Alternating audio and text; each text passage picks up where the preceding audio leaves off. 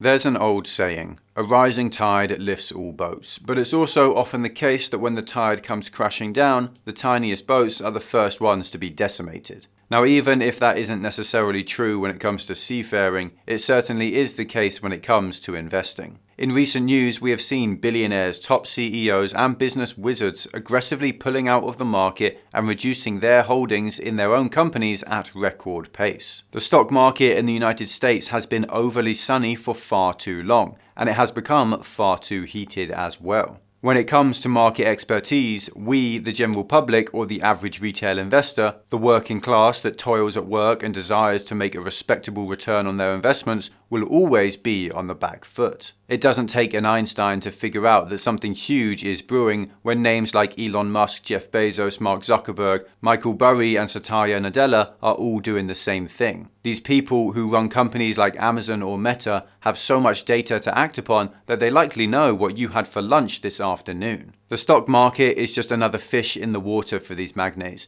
with data powerful enough to not only anticipate but also to affect crucial events such as presidential elections, riots, your everyday habits, and according to Don't Look Up, even the solar system. Today, we're going to look at why some of the industry's greatest names are exiting the market. What exactly are they planning, what's in store for us, and a whole lot more as well. But first, make sure to leave a like and a comment to bless the YouTube algorithm. If you want more content like this, then check out our Patreon and join our community of investors. You get access to our Discord, loads of exclusive content like insight into my portfolio and buy and sell alerts for all my own investments. Now, for those of you who are new to this development that insiders, CEOs and billionaires are selling their holdings, then don't worry, here's all you need. In the past 3 months, amid sky-high market valuations on the stock market, US housing uncertainty, an inflation scare and more, over 48 top white-collared executives and business leaders are seeing something which we probably aren't, and they are selling massive chunks of their stock holdings. According to CNBC, stock sales by executives and insiders are up 30% year over year, with tech titans like Mark Zuckerberg, Jeff Bezos, and of course Elon Musk accounting for the majority of these transactions. Business magnates are booking profits on their stock holdings at record rates, and the timing of this sale feels poignant to say the least, as the stock market seems to be at its zenith. This rise in selling has coincided with these companies' stock values skyrocketing. For example, Elon recently sold a truckload of stock when Tesla rose dramatically, peaking at about $1,230 in early November. The same goes for the leaders of Microsoft, Meta, and Amazon, where in 2021 they all saw consistent huge gains and high peaks in their respective stocks, and they are also guilty of selling out. Now, the one question that one might ask is that, isn't insider trading illegal? Well, the answer is some of it is and some of it isn't. In the 1930s, after the Great Depression, the SEC, the Securities and Exchange Commission, which is the government regulatory body for capital markets in the US, filed some laws about insider information which seemed fitting at the time. Back then, insiders, or people that would run enterprises, would manipulate stock prices to generate a profit at the expense of the regular investor. They do things like they would release these filings that would have negative information about their own company, and as a result, the stock would plummet. And they'd then buy back their shares at really low levels and then release some positive news about the company, which would make the stock rally again. Once it rallied, they'd of course sell the stock at the peak again. Now, I think we can all agree that's not exactly a good thing, right?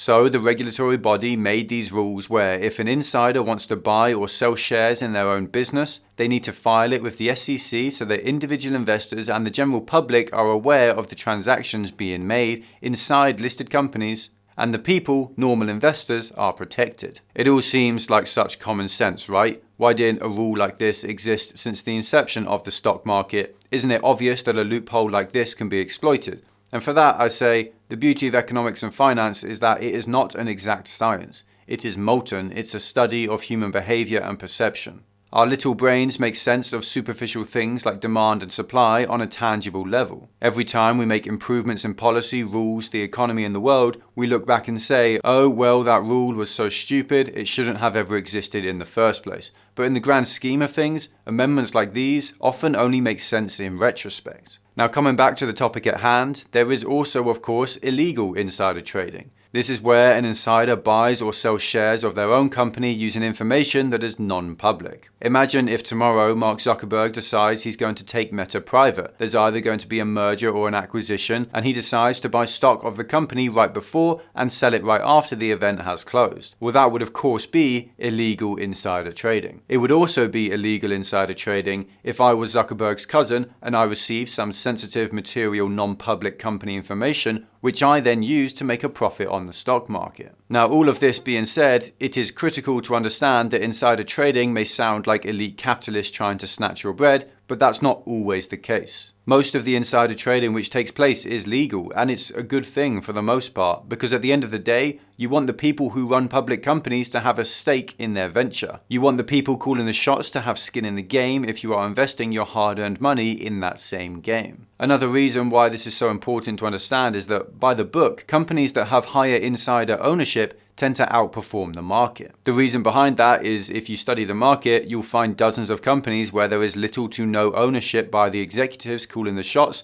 and they treat the company like their general bank account or their personal ATMs. They'll issue themselves shares, they'll grant themselves stock options, they won't own much stock, but they'll pay themselves excessively. They'll probably try to manipulate the stock over time by beating certain estimates and company goals so that they can bag their quarterly or annual bonuses. These are just some of the reasons that go on behind the scenes, but in general, companies like these tend to underperform. Now, on the flip side, companies in which insiders own the majority of the company tend to outperform because they have an incentive to do so. Since they are majority stakeholders, they take shareholder-friendly decisions so that they can create long-term shareholder value and the overall health of the company isn't compromised. These factors are the main reasons that companies often outperform their peers. Now, before we wind our brains around the characteristics of how these decisions of bulk selling of stock affect us, it's extremely crucial to understand two things. First is the motivation of insiders behind selling their shares, and second is retail investing objectives. Now, before we get to that really quickly, if you're like me, you probably have some concerns about the state of our economies. With inflation at 6.2%, lots of investors are looking for non-market correlated assets, and that's where this video's sponsor, Masterworks.io and Fine Art comes in. Now, Fine Art has proven to be a far better investment than you probably realize, returning 14% a year compared to the S&P 500's 9% a year since 1995. The only problem is that art starts to become a reliable investment once it passes the $1 million mark, and most people don't have millions of dollars to spend on a properly diversified art portfolio, but Masterworks.io fixes that problem. They buy incredible pieces of art ranging from $1 million to $30 million by artists like Banksy and Picasso. They then securitize them with the SEC, allowing investors to buy shares on their site in an initial offering similar to an IPO. Once you've bought part of your favored piece, you can then hold on to it until the piece is sold, at which point you can cash out, or you can sell your shares on the secondary market to someone else. Investors already received a 32% annualized return in 2020 from their sale of Banksy's Mona Lisa. Masterworks.io is democratizing the art market and allowing the masses to invest in an asset class that was previously unavailable to us. So if that sounds interesting to you, if diversifying your investment portfolio is important to you, then make sure to check out Masterworks.io. There's a link down below in the description for you to check out. So to begin with, insiders are usually net sellers of stocks. As a result, they are almost always selling more stock than they are buying. This is often because a large portion of management compensation is in the form of stock in their own company. So say tomorrow if they might want to spend some bucks buying a house in Ireland, or maybe they just want to diversify and take all their eggs out of one basket, well, they're going to need cash and they're probably going to need to sell some shares. These are all common and actually valid reasons to liquidate some stock. Now that we've established why insiders are typically net sellers and why they might sell shares in their own company, we can go on to the next step. An insider will buy shares in their firm for only one reason. They believe the stock is attractively priced and that the company is a good business that will perform well in the long run. When executives, founders, or insiders are buying in more, it's usually good news. Now, there has been a lot of hues and cries about billionaires pulling out of the market, negatively affecting personal portfolio holdings. A lot of small retail investors usually try to spin a quick profit by following the moves of top-level employees in a company. But in my opinion, that just isn't a good strategy because there's such a huge level of disparity in the information that you and those insiders have, and you're also exposed to short-term risk. If you run the equity market like a marathon as opposed to a sprint, you're more likely to make sustainable gains and also minimize downside risk. Today, Gen Zs and millennials' investing trends show a move fast and burn fast kind of investment pattern. Our generation is exposed to a whole new variety of alternative asset classes like cryptos, NFTs, and paintings. Everybody is trading assets at lightning fast speeds on their fingertips. The time taken to rationalize and study before investing is decreasing by the day. It's like a superpower our forefathers weren't even capable of dreaming of. Now that being said, I truly believe we should not discount some common sense and knowledge which was passed down by our elders. It is not uncommon knowledge that staying invested in equities for the long term is usually the most sensible thing to do. Technical analysis will always be the cool kid on the block, but value investing with strong fundamental analysis will always allow you to sleep in peace. Now, technical analysis, along with arbitrage in the short term, is typically used by big funds and speculators who really need to scalp a profit for their firm to survive in the market because they have investors to please and salaries to pay. In recent times, we've seen the same happening with Michael Burry's portfolio as well, the legend who predicted the 2008 financial crisis. Now, Burry's Scion Asset Management over the years has held strategic long-term positions, but this year, the company has been specifically taking a very short-term position in the market, usually for about a quarter, before completely pulling out on the slightest greens. We can see the evidence for the same here if we compare Michael's Q3 portfolio this year compared with his Q2 portfolio. If we look at their US holdings, they have invested in companies like Scorpio Tankers, Marianas Pharma, Suncoke Energy, and Golden Ocean Group in Q2 and diluted practically 100% of their shares in Q3. This aggressive scalping may seem beyond one's understanding, but I strongly believe the man believes something big is coming. It seems foolish that a fund with such a reputation is being so reckless with its money, but things are different when you're data rich and have huge levels of conviction behind your trades. It's all a part of the plan. With economic fears like inflation and the god-awful situation with the housing market in the United States, Michael Burry is yet again the bearer of bad news. He even went on to tweet the following earlier this year. People say I didn't warn last time. I did, but no one listened. So I warned this time and still no one listens. But I will have proof I warned. It's clear that he is convinced that the US is struggling with a bubble that can burst at any time now, and he's certainly not in a mood to take the plunge this time around. Now, unlike in the past, Burry is not interested in buying equities and holding them for the long term in this market. He claims to be a deep value investor, but I'm guessing he's just not seeing any juice in this current market. So until the storm passes, he's not overexposing himself and is only playing the proper short-term game. I suppose when equities are so expensive, it's only fitting that you have to think of innovative ways to roll over your money. But I'm afraid here's the really worrying part. It's not just Burry who's taken the lead on selling stock in his investment portfolio. Recently, as part of his option exercise and tax payments, Elon Musk sold another $1.1 billion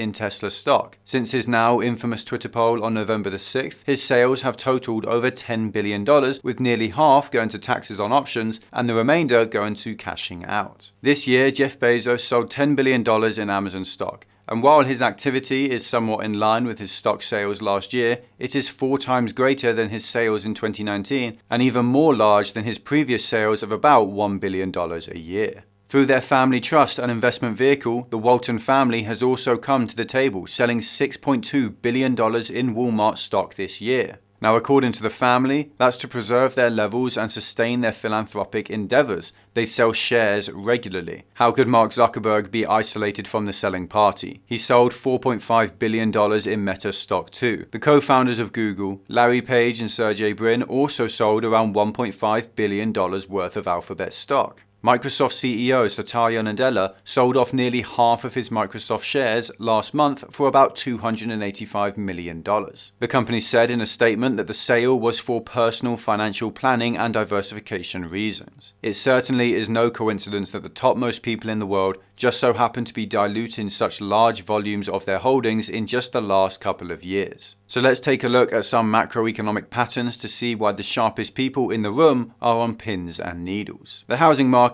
is a giant industry in the United States and one which holds the notorious reputation of being the perpetrator of many financial bubbles in the past. The same industry has been on absolute steroids since the pandemic. In a previous video, I explained the current situation about the US housing market and why it's looking like there just might be a crash. And if you want more details, there will of course be a link down below in the description. The US has also announced a 6.8% official inflation rate, which is a new high, but the real numbers are now sitting above 10%, and it hasn't been this bad in over 3 decades. For the typical American, it's a figure that, if ignored, can hurt savings and overall affordability, and to be honest, this is the elephant in the room right now. It's still not being treated as seriously as it should be. Another major reason behind insiders going on a selling spree is the recent announcement by the state of Washington, in which they said that starting off the 1st of January, they will impose a 7% tax on capital gains over $250,000. Those people who live in Washington would likely want to cash out beforehand and save a lot of state taxes by selling ahead of the hike. High earners' federal taxes are also projected to rise, prompting some CEOs to cash in to avoid these increases. The House has proposed a new 5% surtax on income over $10 million and an 8% surtax on income over $25 million.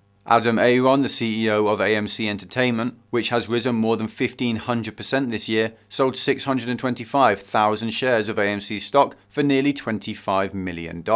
He said he's aiming to sell a total of 1.3 million shares as part of prudent estate planning, given the potentially soaring capital gains tax rates and significant changes to what can be passed on to one's heirs during an earnings call. Now personally, I'm doubtful that these same sales would be happening if the company hadn't seen its monumental run-up this year. The main reason behind this ridiculous level of selling is the ridiculously high levels of the market at the moment. The S&P 500 is at all-time highs, stocks are insanely overvalued, almost every other IPO is oversubscribed and lists at a premium, and considering all the other macro factors, my personal belief is that a serious correction is due. The billionaires want to sell high, and they feel the bells are ringing. The Silicon Valley wizard and tech firebrand, who has an unbelievable track record on bets on transformational ideas, businesses, and stocks, also had something similar to say. I think that most people are under the impression that these are short-term kind of contractions and expansions, and that this is just a thing that needs to get worked through the system as we readjust to a post-COVID world, blah, blah, blah. I think it's different. And the reason I think it's different is if you just look at one thing and one thing only, which is that we have a massive labor shortage in America. And there's an incredible stat that I saw, which was the average hourly earnings of non-manager people in hospitality and travel. And the average salary, the mean salary was around 20 some odd dollars an hour, and it's now $33 an hour.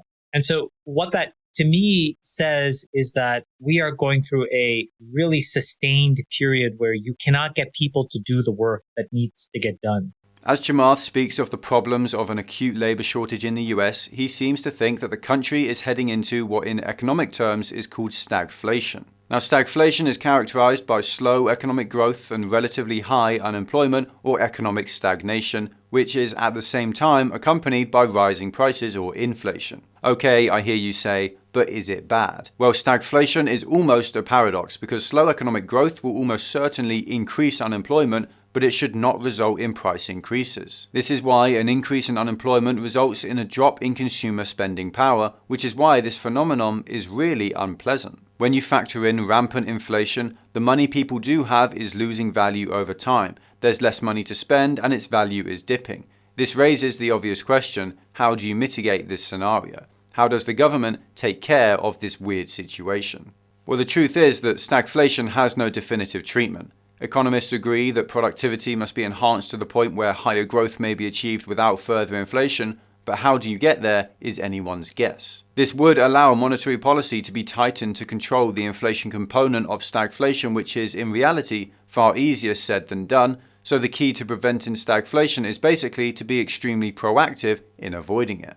Now, I've said this before and I'll say it again. I am particularly careful about my finances, and if you're not superficial, you should be careful too. I can't say for sure what the biggest winners in the world like Elon Musk, Jeff Bezos and Mark Zuckerberg and their friends are really thinking, but I can certainly tell you what they're doing, and I can put 1 and 2 together and infer that perhaps the best strategy in the market or life is to be shrewd and to learn from the best. It is also definitely not non-public or confidential information that today we are seeing a bull run and that the top dogs are pulling out because they want to make the most out of it. Stocks aside, crypto and other alternative assets are at all-time highs. The general American is also scared that there could be a pump and dump situation emerge. We have already seen housing prices in the US jump over 20% in just 12 months due to some pretty crazy and unique circumstances.